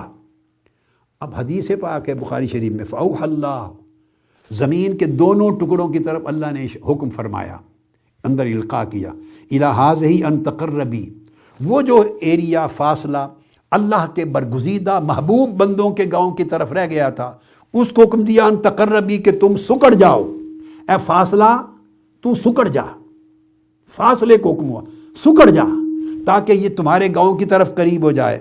وَأَوْحَى اللَّهُ إِلَىٰ هَٰذِهِ أَن تَبَاعَدِي، اور اپنے جس گاؤں سے چلا تھا اس طرف کے فاصلے کو کہا کہ تو اور پھیل جا تاکہ ان کا اختلاف ختم ہو جائے، پھیل گئی۔ جب انہوں نے ناپا، وَقَالَ قِيسُوا مَا بَيْنَهُمَا فَوُجِدَ إِلَىٰ هَٰذِهِ أَقْرَبَ بِشِبْرٍ فَغُفِرَ لَهُ، جب انہوں نے ناپا تو اللہ والے مقرب بندوں کے قصبے کی طرف جو ڈسٹنس رہتا تھا وہ تھوڑا نکلا، اس کی بخشش ہو گئی اور مغفرت والے فرشتے لے گئے، اس نیت سے کہ وہ ایسی سرزمین کی طرف چل پڑا اور ان بندوں کی صحبت اور مجلس کے لیے چل پڑا جو اللہ کے مقرب تھے، تاکہ وہاں جا کے میں اپنا حال بدلوں، یعنی اس کی نیت بدل گئی، ایک طرح اس کی توبہ کا آغاز ہو گیا، اور ان کی مجلس میں جاؤں، اور اس میں بتایا تھا کہ پلٹ کر پھر اپنے شہر میں واپس نہ آنا، یہ گناہوں کی سرزمین ہے، پلٹ کر واپس نہ آنا۔ اب امام مسلم نے یہی حدیث حضرت ابو سعید خدری رضی اللہ تعالیٰ عنہ سے روایت کی، اس میں آقا علیہ السلام کے الفاظ سنیے صحیح مسلم کے، عن ابی سعید الخدری عن النبی صلی اللہ علیہ وسلم، آقا علیہ السلام نے فرمایا، ثم خرج من قریۃ الی قریۃ فیہا قوم صالحون، وہ اپنے شہر سے نکل کے اس شہر یا گاؤں کی طرف چل پڑا جس میں صالح لوگ رہتے تھے، اللہ والے رہتے تھے، ادھر چل پڑا۔ آگے وہی واقعہ ہے، پھر فرمایا کہ جب فرشتوں نے تکرار کے بعد ناپا تو ارشاد ہے حدیث پاک میں جو آقا علیہ السلام کے کلمات ہیں صحیح مسلم میں، فاختصمت فیہ الملائکۃ الرحمہ وملائکۃ العذاب، دونوں میں تکرار ہوا، رحمت کے فرشتوں میں اور عذاب کے فرشتوں میں، فکان الی القریۃ الصالحہ اقرب منہا بشبر فجعل من اہلہا، آقا علیہ السلام نے فرمایا جو القریۃ الصالحہ تھا، یعنی وہ ایک شہر ہے، میں نے پھر ابھی شروع نکالی کہ اس قریہ کا نام کیا تھا، ایسے اپنے ذوق کے لیے، تو جب نکالی تو امام ابن حجر اسقلانی کی شرح میں بھی اور امام عینی کی شرح میں اس قریہ کا نام اس حدیث کی شرح میں نکلا ہے، اور وہ بیان کرتے ہیں کہ حضرت عبداللہ بن عمرو بن العاص رضی اللہ تعالیٰ عنہ نے روایت کی ہے، اور المعجم الکبیر میں طبرانی کے اندر یہ روایت آئی ہے کہ اس میں اس قریہ کا نام آیا ہے نصرہ، نصرہ، یہ فتح الباری عمدۃ القاری شروع صحیح بخاری کے اندر موجود ہے۔ اور پھر بعد میں میں نے حسن بھائی سے کہا کہ اس کی ذرا تحقیق نکالیں، نصرہ شہر ہے، تو پھر محققین کی تحقیق نکالی ابھی اسی آج کا درس شروع کرنے سے قبل، تو اس میں آیا ہے کہ اس کا اصل نام تھا ندرہ، یعنی سواد پر نقطہ تھا، کسی جگہ کتابت میں مس ہو گیا ہوگا، یہ محققین کی رائے ہے کہ ندرہ ہے یا نصرہ ہے اس گاؤں کا نام۔ اور امام عمدۃ القاری میں لکھتے ہیں امام عینی کہ امام ابو اللیث السمرقندی نے بھی تنبیہ الغافلین میں اور کئی مواد کثیر کئی جگہ پر اس گاؤں کا نام آیا۔ اب ندرہ کر لیں تو آقا علیہ السلام فرما رہے ہیں فکان الی القریۃ الصالحہ، یعنی ندرہ شریف کی طرف، یعنی ہماری جو اردو کی زبان ہے اور پنجابی جو ہم عام روزمرہ کی زبان بولتے ہیں، ہماری لینگویج میں آقا علیہ السلام یہ بتا رہے ہیں کہ ندرہ شریف کی طرف کا فاصلہ کم رہ گیا تھا، القریۃ الصالحہ، یعنی وہ جو صالحہ پاکیزہ بزرگی والا مقدس قریہ تھا۔ اور یہ اللہ کے رسول کہہ رہے ہیں، یہ نہیں کہ آپ اور میں عقیدت مند لوگ کہہ رہے ہیں۔ ہم تو اجمیر شریف کہیں تو ٹھیک ہے، سمجھ میں آتی ہے، اعتراض کرنے والے کا اعتراض بھی آسان ہے کہ اجمیر شریف کیوں کہہ دیا۔ ہم بغداد شریف کہیں تو کہنے والا کہہ دے گا کہ یہ حضور غوث الاعظم شیخ عبد القادر جیلانی کی مرید ہیں، بغداد شریف کہہ رہے ہیں، یہ کربلا معلیٰ کہہ رہے ہیں، یہ نجف اشرف کہہ رہے ہیں، یہ مشہد مقدس کہہ رہے ہیں، یہ بخارا شریف کہہ رہے ہیں، یعنی ہم جب کہیں تو اعتراض کرنے والا تو کر دے گا، اور سننے والا سمجھ بھی لے گا کہ یہ غلو کرتے ہیں عقیدت کا بڑا، وہ چھوڑ دیں، ہماری بات کو پھینک دیں۔ یہ رسول پاک صلی اللہ علیہ وسلم فرما رہے ہیں القریۃ صالحہ، اور القریۃ صالحہ کا معنی کیا ہے؟ شہر کا نام، قریہ کا نام ہے ندرہ یا نصرہ، تو فرما رہے ہیں نصرہ شریف یا ندرہ شریف کی طرف فاصلہ تھوڑا رہ گیا تھا، یہ القریۃ صالحہ کا معنی ہے، کم رہ گیا تھا، سو جنت والے فرشتے اس کو لے گئے۔ اب یہ جو بات میں نے آپ کو کی، جب میں یہ حدیث آج درس کے لیے اس کو میں نے کھولا تو میرے ذہن میں ایک واقعہ آ گیا۔ میں نے ایک کتاب میں پڑھا تھا، یہ قول تھا، واقعہ تھا حضرت حاجی امداد اللہ مہاجر مکی رحمۃ اللہ علیہ کا۔ ان کے فرمودات اور ارشادات کا مجموعہ ہے شمائم امدادیہ۔ یہ ایک آپ کے ذوق کے لیے، طبیعت کے ذوق کے لیے، اور نکتہ بھی ہے جو سمجھایا میں نے، اس کی وضاحت بھی ہے مگر ذوق بھی ہے اس کے لیے۔ تو یہ میں نے 60s کے زمانے میں یہ کتاب پڑھی تھی، یہ ہمارے اپنے گھر کی لائبریری جو میرے والد گرامی رحمۃ اللہ تعالیٰ علیہ کی تھی، مکتبہ قادریہ، اس کی کتب میں سے ہے، جو مکتبہ قادریہ کی قدیم کتب جن کتابوں سے میں پڑھا ہوں، اور یہ کتاب چھپی ہوئی ہے شمائم امدادیہ 1314 ہجری کی، جو میرے ہاتھ میں ہے، آپ کے لیے، آپ کی دلچسپی کے لیے ایسے دکھا رہا ہوں اس کی شکل۔ اب یہ لاہور میں نہیں ہے کہ وہ آپ کو دکھا سکیں، یہ اتفاق سے مجھے یاد نہیں تھا کہ یہ کتاب لاہور میں موجود ہے، فرید ملت ریسرچ انسٹیٹیوٹ کی لائبریری میں، جو منہاج القرآن کی مرکزی لائبریری وہاں ہے، یا یہاں کینیڈا میں میرے پاس ہے، تو اتفاق سے یہی مل گئی۔ اچھا، 1314 ہجری میں یہ چھپی تھی، جس کا مطلب یہ ہوا آج 1442 ہے پروبیبلی، تو جس کا مطلب ہے کہ اس کتاب کی طباعت، اس کو چھپے ہوئے 118-20 سال ہو گئے۔ 118 سال پرانی طباعت ہے اس کتاب کی، 120 سال کے قریب۔ مجھے معلوم نہیں ہے کہ اب بھی یہ کتاب چھپ رہی ہے کہ نہیں، یہ مجھے نہیں معلوم، میرا خیال ہے چھپتی ہوگی، مگر نسخہ جو میرے پاس ہے، ہمارے گھر کا نسخہ، وہ 120 سال کم و بیش پرانا ہے۔ اس کے اندر جو واقعہ درج ہے، جو آپ کو بتانا مقصود تھا، دلچسپ، اور یہ بھی سن لیں، میں کیوں بیان کروں۔ حاجی امداد اللہ مہاجر مکی رحمۃ اللہ علیہ، ویسے تو جتنے اکابر علماء دیوبند ہیں ان کے شیخ ہیں، مولانا اشرف علی تھانوی کے یہ شیخ ہیں، وہ ان کے مرید تھے، مولانا رشید احمد گنگوہی ان کے مرید تھے، خلیفہ تھے، مولانا خلیل احمد امبیٹوی ان کے مرید تھے، ان کے شیخ ہیں، مولانا محمد قاسم نانوتوی ان کے مرید ہیں۔ یہ تمام اکابر جو علماء دیوبند تھے اس وقت، جو وہ لوٹ جتنی تھی، ان کے شیخ ہیں۔ مگر میرا ان کے ساتھ ایک عجیب تعلق ہے، حضرت حاجی امداد اللہ مہاجر مکی رحمۃ اللہ علیہ سے۔ میرے دادا شیخ ہیں، میرے اساتذہ میں سے ایک استاذ ہیں مولانا سید عبد المعبود الجیلانی۔ 80s میں مجھے کچھ عرصہ وقت ملا، 80s کے سالوں میں، ان سے اکتساب فیض کرنے کا اور ان سے بعض چیزوں کا سماع کرنے کا۔ ان کی وفات ہوئی، 165 برس عمر تھی، اسلام آباد میں ان کا مزار ہے کسی جگہ، 165 برس۔ وہ حضرت حاجی امداد اللہ مہاجر مکی رحمۃ اللہ علیہ کے براہ راست شاگرد تھے، براہ راست شاگرد تھے، اور ان سے انہیں اجازت تھی۔ تو گویا حضرت حاجی امداد اللہ مہاجر مکی رحمۃ اللہ علیہ سے میرا تعلق تلمذ کا، یہ جو نسبت تلمذ ہے، ایک واسطے سے ڈائریکٹ، تو میری ایک خاص رغبت، اور میں نے پھر آپ کے مزار پہ حاضری بھی دی تھی حضرت حاجی امداد اللہ مہاجر مکی رحمۃ اللہ علیہ کی، جب 1963 میں میں مکہ معظمہ میں پڑھتا تھا بعض شیوخ کے پاس، اور مدینہ طیبہ میں 1963 میں، تو جنت المعلا میں ان کے مزار پر گئے تھے، حجرہ بھی تھا، اندر قبر مبارک بھی تھی، ایک مجاور بھی تھا، بعد میں مسمار کر دیا گیا، 1963 تک تھا۔ تو یہ بیان کرتے ہیں حضرت حاجی امداد اللہ مہاجر مکی رحمۃ اللہ علیہ کہ ایک شخص آیا ان کی مجلس میں، اور اس نے آ کے، ایک صاحب بیٹھے تھے کوئی مولانا، تو ان کو آ کے سلام کیا اور کہا کہ مزاج شریف، کہتے انہوں نے کہا بہت اچھے ہیں، اللہ کا شکر ہے۔ پھر وہ بیٹھ گیا، اور بیٹھ کے اس نے کوئی بات اجمیر شریف کی کہی کہ اجمیر شریف کا یہ معاملہ ہے یا واقعہ ہے۔ وہ جو مولانا بیٹھے تھے، جن کا مزاج شریف وہ پوچھ چکا تھا، وہ ان سے ناراض ہو گئے، خفا ہوئے، انہوں نے کہا اجمیر اجمیر ہے، شریف کیسے ہو گیا؟ اجمیر اجمیر ہے، تم نے شریف کہاں سے بنا دیا؟ تو یہ حاجی امداد اللہ مہاجر مکی بیان کر رہے ہیں، ان کے ملفوظات میں ہیں۔ تو اس نے کہا کہ ابھی آپ کا مزاج تھا، شریف کیسے ہو گیا؟ تو آپ کا مزاج شریف کا تو اس پر تو آپ خوش ہوئے، اس وقت خفا نہیں ہوئے، چونکہ آپ کا مزاج تھا، اس کو شریف مان لیا۔ یہ خواجہ غریب نواز کا اجمیر ہے تو ان کو شریف ماننے پہ آپ خفا ہو رہے ہیں۔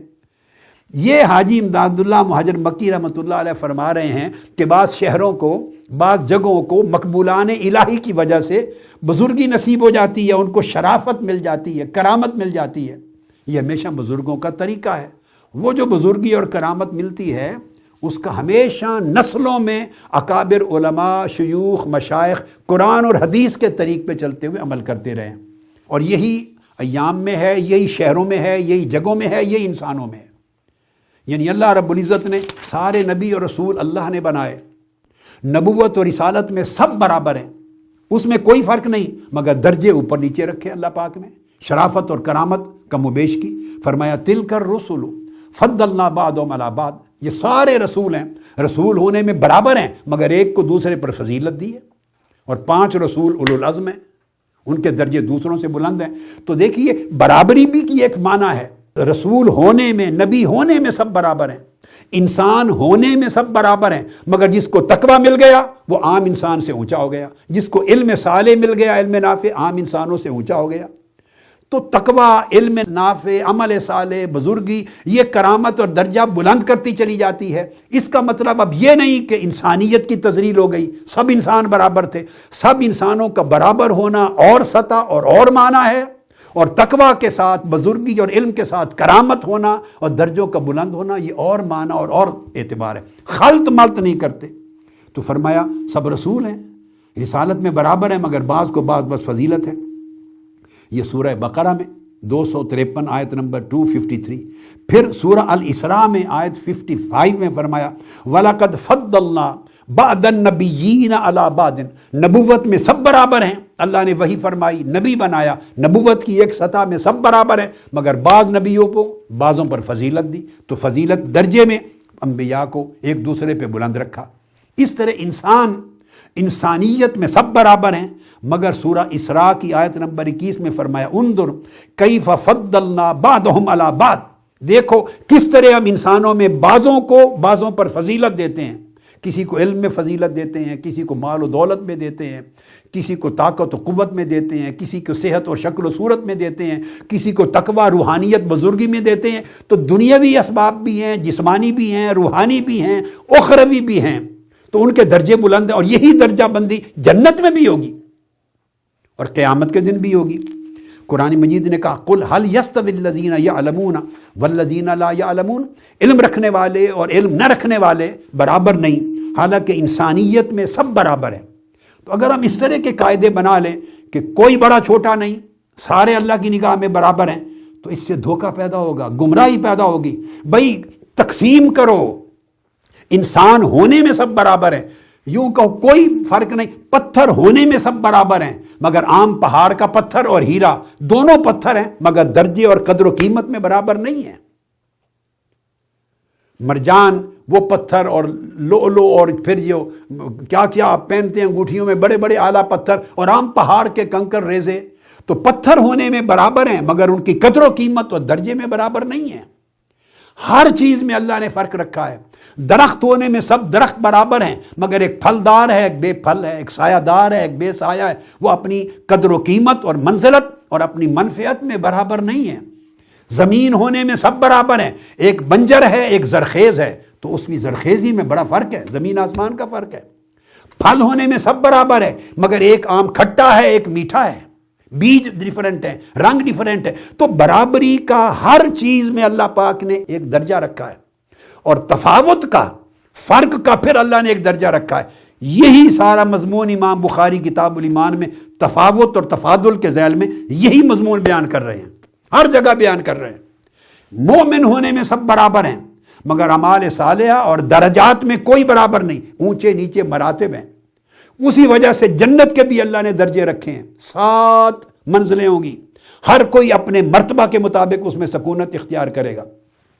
دوزخ کے بھی اللہ نے 7 منزلیں رکھی ہیں، درجے ہیں، 7 دروازے ہوں گے، ہر کوئی اپنی گناہوں اور معصیت کی سختی کی وجہ سے اپنی اپنی جگہ پہ ٹھکانا۔ تو سمجھ لیں برابری کا ایک نعرہ لگا دینا، ہر چیز برابر ہے، کوئی امتیاز نہیں، کوئی فرق نہیں، اپیلنگ نعرہ ہے۔ ایک عام آدمی، سادہ آدمی، جس کی گہرائی نہیں ہے علم میں، جس کو ادراک نہیں ہے، جس کو کامل معرفت نہیں ہے، اسے مس گائیڈ کرنے کے لیے نعرے اس طرح کے اپیلنگ ہیں۔ مگر جب آپ ان کو اپلائی کرنا شروع کر دیتے ہیں اور بڑے چھوٹے کی تمیز ختم کر جاتے ہیں، اکابر اور اصاغر کا فرق ختم کر دیتے ہیں، سند اور غیر سند کا فرق ختم کر دیتے ہیں اور درجہ بندی مٹا دیتے ہیں، تو ایک طرف تو آپ عام سادہ آدمی کو اپیل کر رہے ہیں مگر گمراہی پھیلا رہے ہیں۔ اب اسی طرح اللہ پاک نے لیلۃ القدر اور ماہ رمضان کی جو فضیلت رکھی وہ ہر رات اور ہر مہینے کو نہیں ہے۔ تمام قرآن مجید کی آیات اور حدیث نبی کو مطالعہ کریں تو رمضان پورا مہینہ برکت والا، مگر آخری عشرہ پہلے 20 دنوں سے عظمت والے، آخری 10 دن پچھلے 20 دنوں سے افضل، مگر ان میں 5 راتیں طاق راتیں پھر افضل، اور 5 راتوں میں پھر ایک رات لیلۃ القدر قرآن کی نسبت سے سب سے افضل۔ اس طرح ذی الحجہ حج کا جو مہینہ ہے اس کے پہلے 10 دن قرآن مجید میں ان کے لیے فرمایا وہ سب سے افضل، ان کے اعمال سب سے افضل، اور قرآن مجید نے ان کی قسم کھائی ہے والفجر ولیال عشر، ان کی طرف اشارہ کیا۔ اس طرح محرم کے 10 دن سب سے زیادہ افضل، رات ساری ایک جیسی ساعتیں، مگر پچھلی گھڑی سحر کی رات، پچھلی رات والمستغفرین بالاسحار وبالاسحار ہم یستغفرون، وہ رات کی باقی گھڑیوں سے افضل، سارے دن برابر، مگر عاشورہ آقا علیہ السلام نے کہا تمام انبیاء عاشورہ 10 محرم کا روزہ رکھتے تھے، اس کی بڑی افضلیت ہے، رکھو۔ ہفتے کے 7 دن برابر، مگر پیر کا دن افضل۔ آقا علیہ السلام نے فرمایا پیر کے دن روزہ رکھا کرو، کیوں؟ یہ میری ولادت کا دن ہے اور میری بعثت کا دن ہے۔ پھر ہفتے کے سارے دن برابر، مگر پیر کے ساتھ پھر جمعرات کا دن افضل۔ آقا علیہ السلام نے فرمایا جمعرات کا دن افضل، کہ جنت کے دروازے پیر اور جمعرات 2 دنوں میں کھول دیے جاتے ہیں اور بخشش زیادہ عام کر دی جاتی ہے۔ صحیح مسلم کی حدیث ہے ابو ہریرہ۔ اب کیا ہے یہ تصورات چونکہ عامت الناس تک پہنچے، جو چیز عوام تک آ گئی، ہر بات درست بھی نہیں ہوتی اور ہر بات غلط بھی نہیں ہوتی، مگر عوام الناس کا نام لے کر بڑے بڑے تصورات سے لوگوں کو بہکا دینا، پھسلا دینا، گمراہ کر دینا آسان ہو جاتا ہے۔ اب کس نے اٹھا کے دیکھی ہے صحیح مسلم، اور کس نے پڑھنا ہے جا کے صحیح بخاری کو، اور کس نے پڑھنا ہے ائمہ کو، اور لاکھوں کتابوں کے سمندروں میں غوطہ زنی کس نے کرنی ہے؟ بس ایک موٹا سا جملہ چلایا، ایک آرٹیکل لگا دیا۔ یہ سب گھڑے ہوئی ہیں باتیں، ان کی کوئی حقیقت نہیں، سب دن برابر ہوتے ہیں، جس دن بندہ اللہ کو پکارے ایک جیسا ہے، بس یہ بات اپیلنگ بات ہے، بس یہ کر کے تو بالکل صفایا کر دیا، رگڑا نکال دیا سارے دین کی تعلیمات کا۔ اس علم کو میں بے سند اور بے نسب علم کہہ رہا ہوں، جس کا مادر پدر آزاد علم ہے۔ اس نے تباہی مچانی، اس سے بچنا چاہیے، اس سے بچنا چاہیے۔ اس سے معلومات ملتی ہیں مگر علم نہیں ملتا۔ زمانوں کے ساتھ زوال آتا چلا گیا ہے۔ پہلے لوگ زندگیاں گزارتے تھے، اکابر، اساتذہ، متفننین، علماء، محدثین، فقہا، مدرسین کی صحبت میں رہ کے کتابیں پڑھتے پڑھتے زندگیاں گزارتے، لکھتے، پڑھتے، سنتے، علم کی درستگی کرتے، پختگی پیدا کرتے۔ تو علم میں درستگی بھی چاہیے، علم میں پختگی بھی چاہیے، صرف معلومات کے ذخیرے سے کام نہیں چلتا، اس کی اپلیکیشن غلط ہوتی ہے۔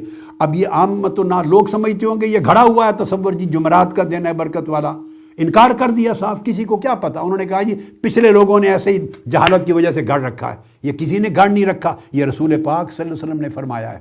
ہر ہفتے کا جو 7 دن ہیں ان میں تفتح ابواب الجنت یوم الاثنین و یوم الخمیس، پیر کے دن اور جمعرات کے دن جنت کے دروازے کھول دیے جاتے ہیں۔ آقا علیہ السلام نے فرمایا صحیح بخاری میں، عشرہ ذی الحج کے لیے فرمایا ان 10 دنوں کی جو عبادت اور اعمال صالح اللہ کو سارے سال سے زیادہ محبوب ہیں۔ وَيَذْكُرُ اسْمَ اللَّهِ فِي أَيَّامٍ مَعْلُومَاتٍ، قرآن نے ان کا تعین کیا۔ اسی طرح پھر رجب کے مہینے کو افضل رکھا، شعبان کو رکھا، اور ماہ رمضان کے بعد ان کی فضیلت بیان کی۔ تو دیکھو مہینوں پر مہینوں کو فضیلت دی، پھر دن برابر ہے مگر یوم الفطر افضل ہے، یوم الاضحیٰ افضل ہے، عید الفطر کا دن، عید الاضحیٰ کا دن، قربانی کا دن، اس کو فضیلت دی باقی دنوں پر۔ اور قرآن نے قسم کھائی وشاہد و مشہود، سورہ البروج میں حضرت ابو ہریرہ رضی اللہ تعالیٰ عنہ روایت کرتے ہیں کہ شاہد سے مراد یوم جمعہ، اور یوم مشہود سے مراد یوم العرفہ 9 ذی الحج، حج کا دن۔ تو قرآن نے قسم کھائی۔ اسی طرح حضور کے میلاد کا دن جس میں قرآن اترا وہ لیلۃ القدر ہے، اور جس میں صاحب قرآن خود آئے جن کے وسیلے سے قرآن سمیت ساری نعمتیں ملی، وہ رات لیلۃ المیلاد ہے۔ امام قسطلانی نے اور امام طحاوی کئی بزرگوں نے کہا کہ اس کی افضلیت سب سے اونچی ہے۔ پھر شب اسراء و معراج، جس رات آقا علیہ السلام کی اللہ سے ملاقات ہوئی، تو بھائی وہ گھڑیاں جس گھڑی میں اللہ خوش ہو کسی محبوب سے، اللہ کا محبوب خوش ہو، خصوصی برکتیں نصیب ہوں، معاملہ تو اللہ اور اللہ کے محبوب کے مابین ہوا، مگر وہ پوری امت کے لیے نعمتیں منتقل ہو گئیں، تو وہ برکتوں والی ہو گئی۔ تو اسی طرح موسموں میں اللہ نے فرق رکھا، یہ ایک فطری چیز ہے۔ ایک موسم ہے خزاں کا، اس میں پتے جھڑ جاتے ہیں۔ ایک موسم بہار کا ہے، وہ اجڑے ہوئے درخت سرسبز و ہریالے ہو جاتے ہیں۔ ایک موسم میں سبزی پھل پھول اگتے ہیں، ایک موسم میں نہیں اگتے۔ تو زمینیں مختلف ہیں بھائی، موسم مختلف ہیں، ہوائیں فضائیں مختلف ہیں، پہاڑ مختلف ہیں، کوئی بنجر ہیں خشک ہیں، کوئی سرسبز ہریالے ہیں، دریا مختلف ہیں، کسی کے پانی کھارے کڑوے ہیں، کسی کے میٹھے ہیں، سمندر مختلف ہیں، پتھر مختلف ہیں، انسان مختلف ہیں، جگہیں مختلف ہیں۔ اسی طرح راتیں مختلف ہیں، دن مختلف ہیں، مہینے مختلف ہیں، اماکن مختلف ہیں، مقامات مختلف ہیں اور احوال مختلف ہیں۔ یہ سارا کچھ تو امام بخاری کی اس حدیث اور دونوں ابواب سے معلوم ہوا، مگر میں نے چاہا کہ اس کے ذیل میں کچھ آج اس سے ریلیٹڈ تصورات کی تصحیح کر دی جائے اور مفہومات کی کریکشن کر دی جائے۔ اللہ رب العزت ہمارے احوال اور ہمارے اعمال کی اصلاح فرمائے، ہمیں خیر پہ رکھے اور ہر خیر کی حدود سمجھنے کی توفیق عطا فرمائے، اور ہر قسم کے شر سے، گمراہی سے اور پھسلن سے محفوظ و مامون فرمائے۔ والسلام علیکم ورحمۃ اللہ وبرکاتہ۔